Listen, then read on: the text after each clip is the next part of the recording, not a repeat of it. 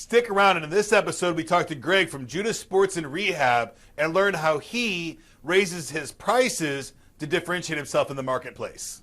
Welcome back, everybody, to Clicks and Bricks. My name is Ken. Today, we've got Greg from Judice Sports and Rehab with us today. He's going to be talking about his founding story and how he overcomes adversity in trying times. How you doing today, Greg? I am fantastic. Thanks for having me. Hope you had a great weekend. I did. It was my birthday this weekend, so of course it was fantastic. So how many are you now? I am 32. 32. 30s is a fun decade. There you It's go. the last. I think it's. Well, I don't know. I'm in my 40s, so I don't know yet if I'm going to have another great decade. But I definitely had a good time in my 30s. There you go. Anyway, just to get us kicked off here, can you tell us a little bit about what you do on a daily basis? Sure. So I own Judice Sports Rehab. We are a physical therapy practice here in St. Louis, Missouri. We've been in business since October of 2017. So we just hit the 4-year mark. So my day-to-day is helping people with injuries, whether it's shoulder, back, ankle, knee, post-surgical, before surgery, all the above. So, helping people is my passion, and we've done a really good job. We've had some great success stories with clients. So I've been real happy with running a business, but it certainly has its ups and downs. And, I think that's part of what we're going to be talking about today. Fantastic. So we met just a few weeks ago, and I think it was a few weeks ago. My time is just way, way whack. And I was on your podcast. So you also have a podcast where you talk about, Who do you talk to in your podcast? Because you talk to me as a gym owner, right? Correct. Exactly. Yes. So I host the STL Active podcast. And so we're looking to talk with physicians and coaches and trainers and gym owners, anybody in the health and wellness sphere, basically, about how we can help people stay active here in St. Louis. So it's more of a local-based podcast specific to St. Louis, but it's been fun and a great way to meet new people. Fantastic. Yeah, I had a great time on the podcast. I'm not sure, did it go live yet? I don't think so. I think it's coming up soon. I think we're still, definitely have your ducks in a row, a longer row than I have my ducks in. So we record and go live pretty much in the same couple of days. But moving forward, but thank you for having me on the podcast, and thank you for being here today. Absolutely. I very much appreciate your time. Happy to be here. And I think the people out in the world need to hear, different founding stories and things like that. So can you tell us a little bit about how you got started? What pushed you from not being a business owner to being a business owner, and what was that transition like for you? Absolutely. So I had always had dreams of being a business owner as a physical therapist. Even through high school, I had the idea of, I want to start my own practice. I want to be able to treat people the way I want to treat. I was a big baseball player through high school. So I had the idea of, I want to own a clinic that caters to baseball players and caters to athletes and that kind of thing. So I had all of those aspirations through college, through grad school. But any of the entrepreneurial classes that we had through college, while they were very minimal, it was discouraging. It was almost like, you got to have $1 million. You got to take out loans that are going to last for years and years. You got to have connections with insurance companies and physicians, and you got to hire a bunch of people to deal with the insurance companies and all that. And it just was discouragingly overwhelming. And so I just kind of put it on the back burner, didn't even think about it my last year of grad school.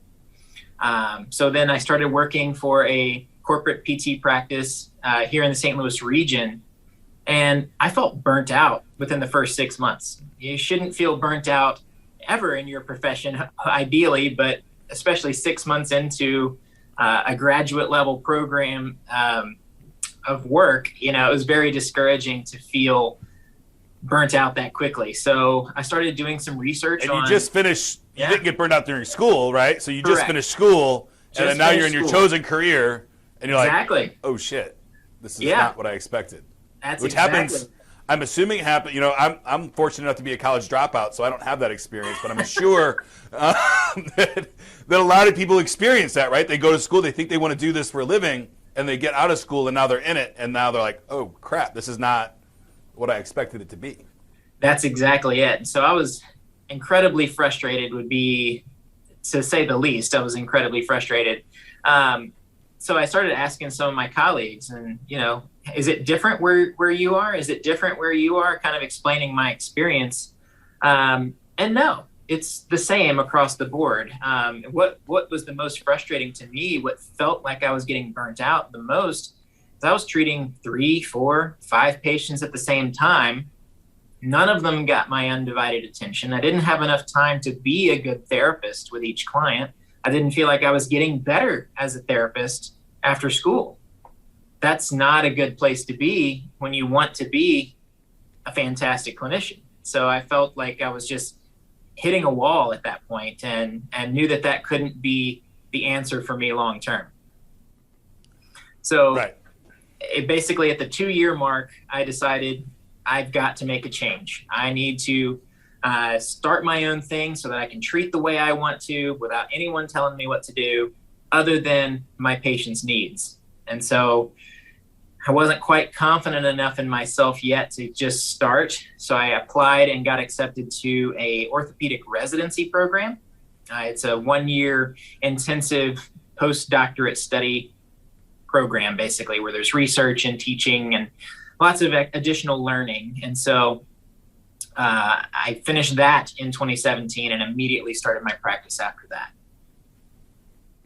Fantastic. So you went to school, got your job, your corporate job, the American dream, right? There's not right. an American dream, it's an American dream. Right. And realized this was not for you, so you need to make a change. And this is something we talk about all the time. If you're not happy with what you're currently doing, change it, right? You have the ability to stop doing what you're doing and make a change.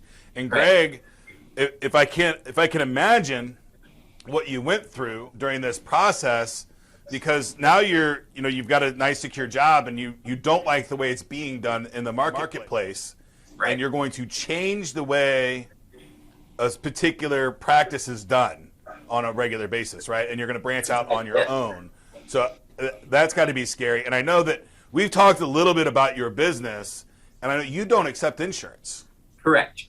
Yep. At all, right? So that's got to be another, like, when you're talking to friends exactly and family, like, what are you, crazy? Like, you're going to provide health services and not accept medical insurance. So can you tell me a little bit about, like, that's drastically different than the industry norm, right? So correct. Do you use that as a differentiator, or tell us a little bit about exactly that thought process? Okay. Yeah. So when I finished with school, the norm, everybody's taking insurance. Everybody does this way. You know, reimbursement is what it is. You have to deal with the Medicare rules as they are. There's no other options. Part of me going into that residency program and deciding that I could do this was finding some other people in different states, different cities that were succeeding with a cash-based or out-of-network or whatever you want to call it practice where insurance is not the norm. So I saw that this was working on some of the coastal cities and figured, why not try it? The worst case scenario is we try this for 5 years, it doesn't work, I can go get a job pretty easily. Everybody needs PT at some point, right? So getting a job was not really a worry to me. But you're exactly right. We use it as a differentiator. So as I kind of described briefly earlier, treating 3, 4, 5 patients in an hour, there's not a whole lot of time between the client and the therapist. So that's what we differentiate on. We spend a full hour one-on-one every single session with every single client to make sure that we can get to exactly what they need, rather than just giving them exercises that they perform in front of us that we charge them for. It's a lot of hands-on treatment. So manual therapy, doing mobilizations, manipulations as needed, making sure that they move correctly. So it's a lot of observation of mechanics and making sure that we're addressing each thing individually. So I see it all the time. I hear it all the time. We get a lot of folks that have worked with such and such PT and didn't get better. Then they tried an injection, then they tried a second PT and it didn't get better. And then magically when they come to us, things got better. It's almost like time and attention are valuable to people. Right. So that's really the biggest thing, is we give people the time and attention that they deserve. And fortunately for us, it has paid off in dividends. We're able to help people much more efficiently, and the people that come to us don't go anywhere else. They come back again. So it's always a good thing.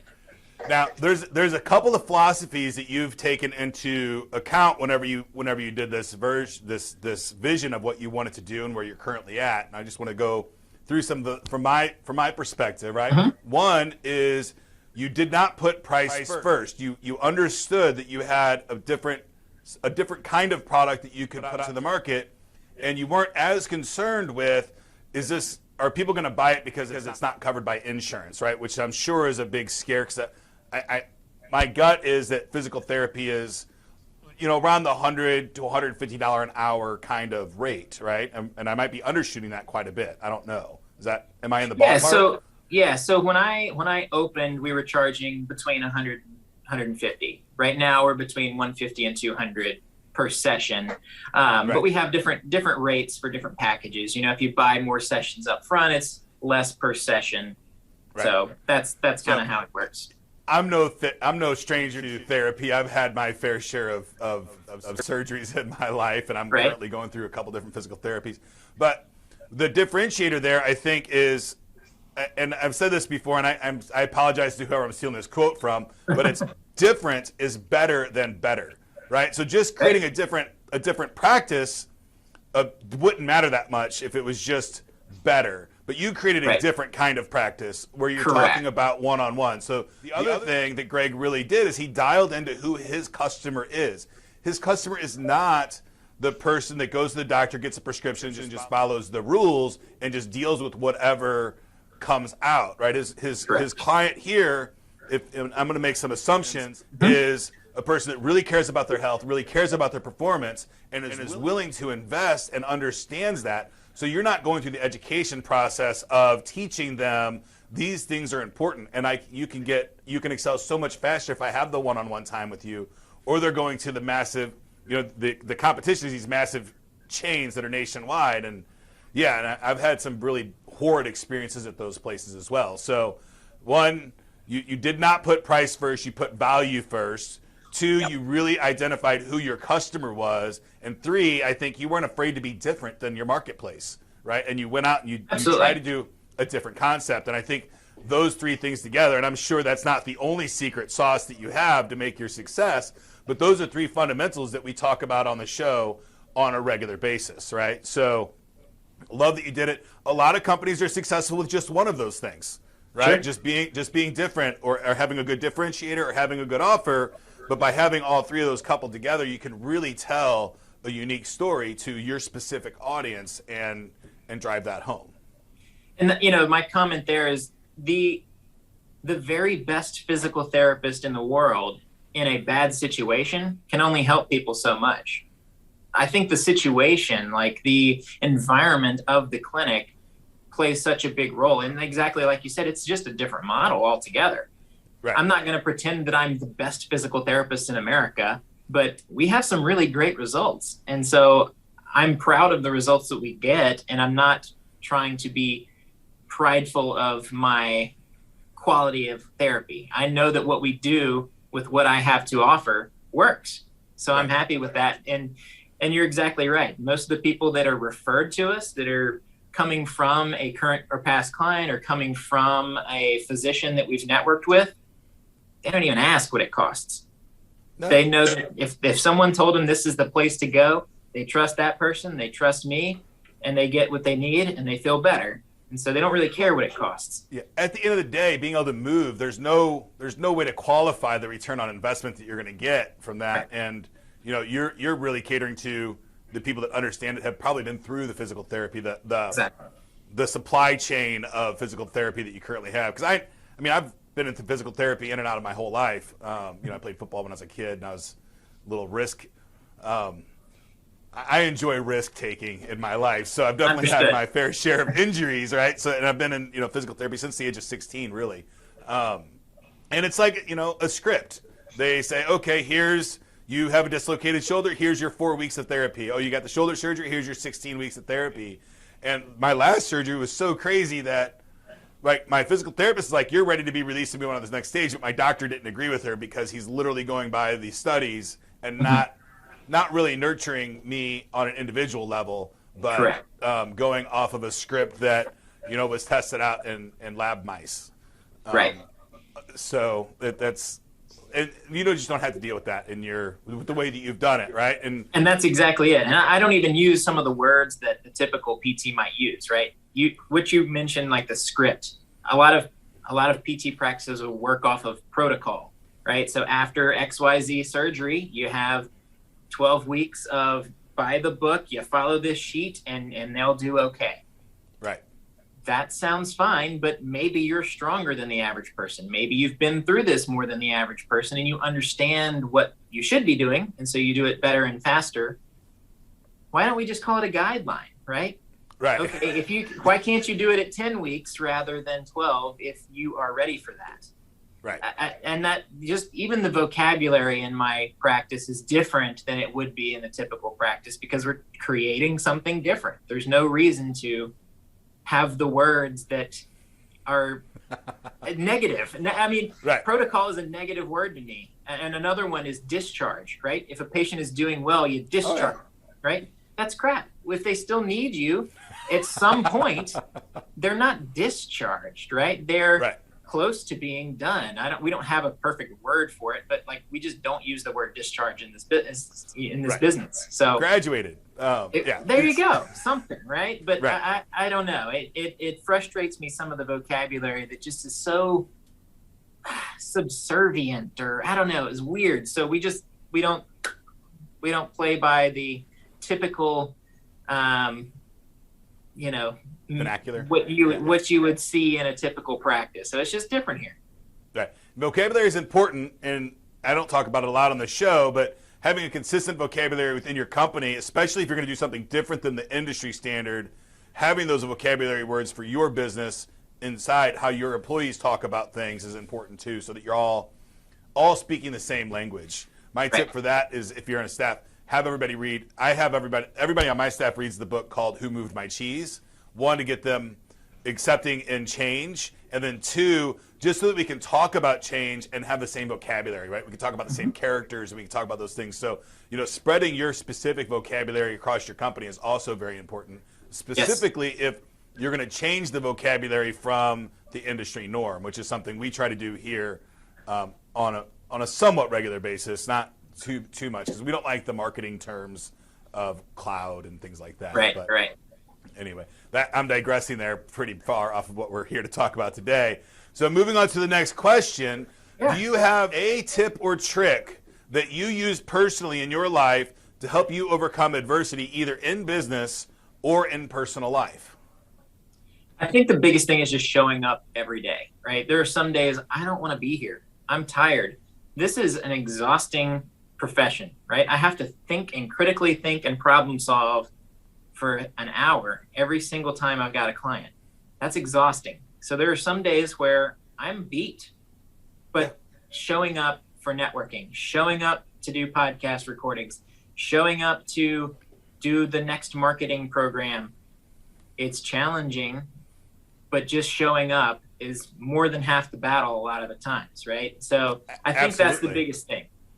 So I have a list of core values that I read. I have a youth boxing team, and one of the core values is show up with positivity, but most importantly, show up, right? And I tell them all the time stories of fighters that just showed up that day, and their competition was overweight or something. They won the fight just by showing up, right? So show up with positivity, but most importantly, show up, which is a huge thing. And I can't tell you how many times in my life that just being there was the difference that got me ahead of the game, right? So, staying that 10 minutes late and the boss sees it, or showing up 10 minutes early, those kinds of things, of just being there a lot of times will be the differentiator between you and your competition, right? So if you're bidding on, if you're an employee or you're bidding on jobs, whatever you're doing, make sure you get there. Make sure you get it done. Make sure you show up. Don't not show up under any circumstances, right? Because if you don't show up, you can't win. You can't excel. Right. You can't do anything. So I And love so that advice. I guess the actual tip to that would be put it on your calendar, right? If you don't want to do that thing, if you don't put it on the calendar, you're probably just not going to be there. But that one networking event that would just put this week over the top and make this week more effective, put it on the calendar. And if it's there and you're reminded of it every day, you're probably going to be there. Right. So I use my Google Calendar more as a reminder to do things and just show up than to say what I'm actually going to be doing. Right. I'm a heavy calendar user. I don't know if I could live my life without my calendar, but and I think that's a different. Put it on your calendar. I think is a different tip than just show up. But put it on your calendar would be a productivity tip of time blocking. Make sure that if you have to balance your checkbook every day, put 20 minutes in the first thing in the morning on your calendar, and just have it repeat every day. Don't let those repeated tasks. I call them feeding the animals, and I forget what book I got that from.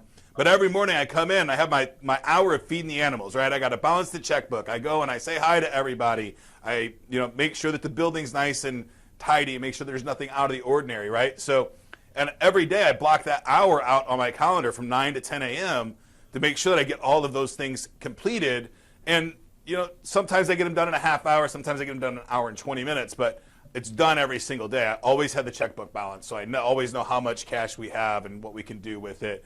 I've always done a walk of the building, and I've walked by to my staff, who's my most important asset, and I've said hi to at least most of them, the ones that I could find, because by 9:15 they're scattered and running around doing their own stuff in the world. So, fantastic. I love the tips, and I think that's more of an overcoming adversity and a productivity tip built into one, right? So use the calendar and show up, and those are two very, very important things. And if you're going to be successful and run at any kind of, competitive pace, and if you want to exceed in this world, you have to run at a competitive pace. Then those are two tips that I think are just absolutely vital to everyday life.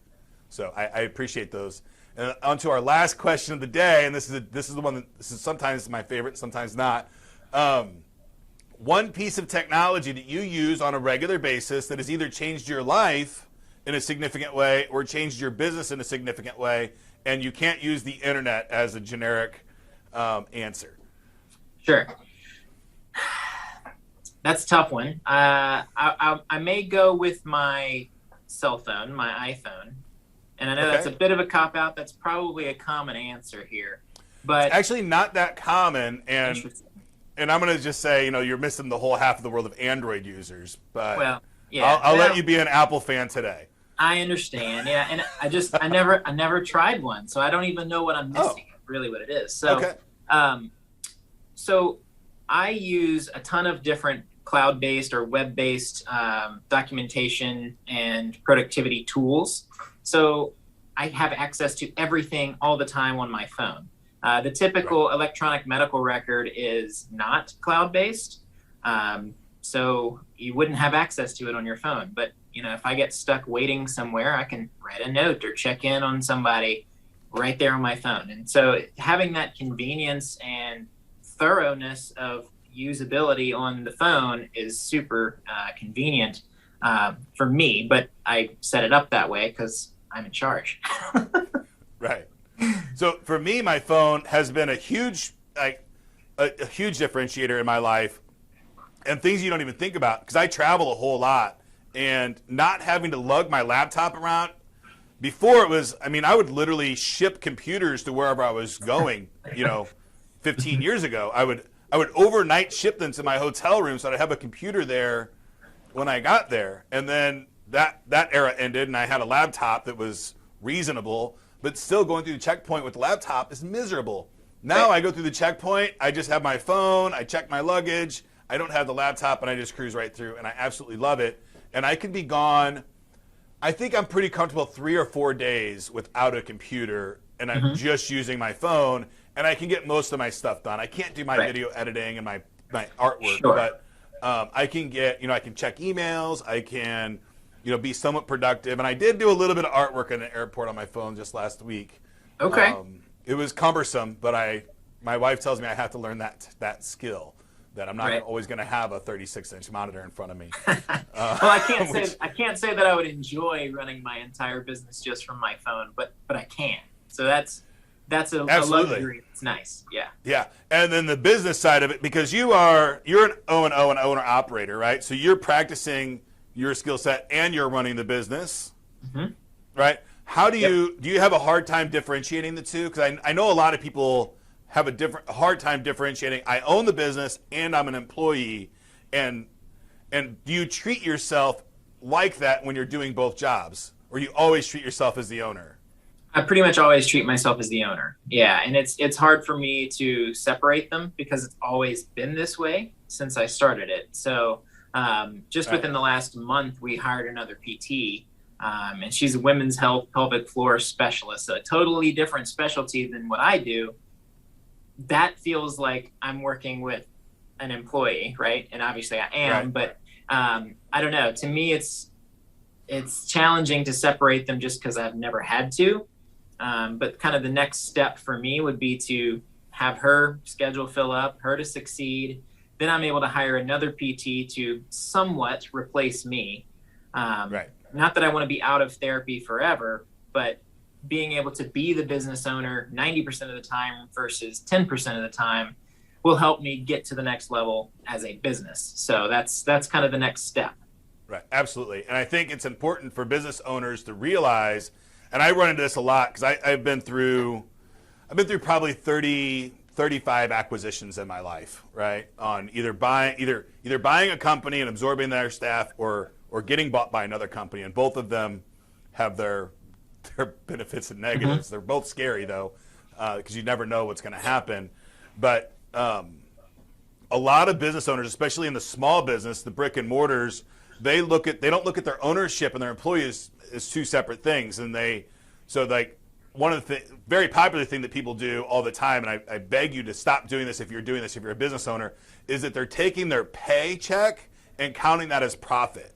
And it's not, right? And really, if you're going to be an owner-operator, you at least have to have some guidelines on, okay, these are my owner responsibilities and these are my employee responsibilities, because when the lines get too blurred, especially like when you're talking about how to evaluate the company, it gets really blurry and really confusing fast if the owner is taking distributions and that's really payroll, but he's calling that profit.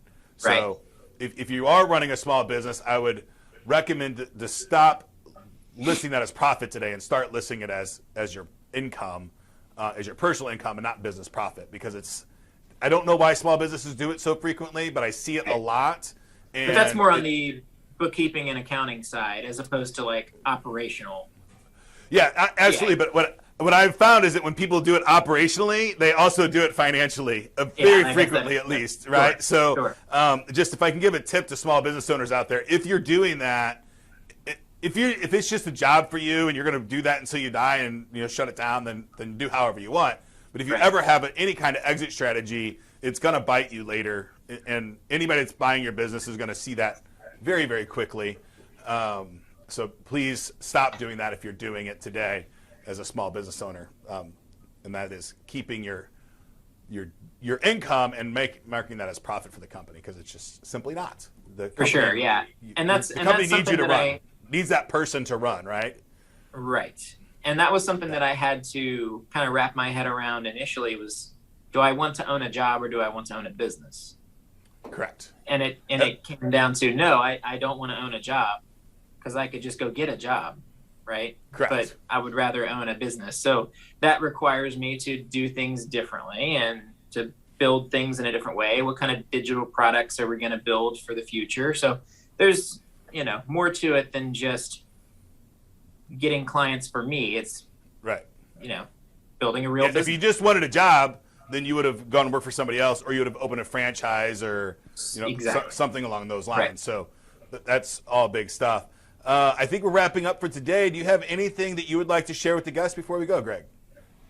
I guess I can share like my socials and stuff. Would that be all right? Absolutely. Yeah. How would if somebody wanted to get in contact with you, how would they get in contact with you? Perfect. Yeah. So we're here in St. Louis, Missouri. Easiest way is via phone, 636-686-0503. Facebook /St. Louis PT. Our website is stlouispt.com, so stlouispt.com, and you can find all of our links there. Fantastic. Thank you for joining us today. I really had a great time. That's it for the show today, folks. Get to work.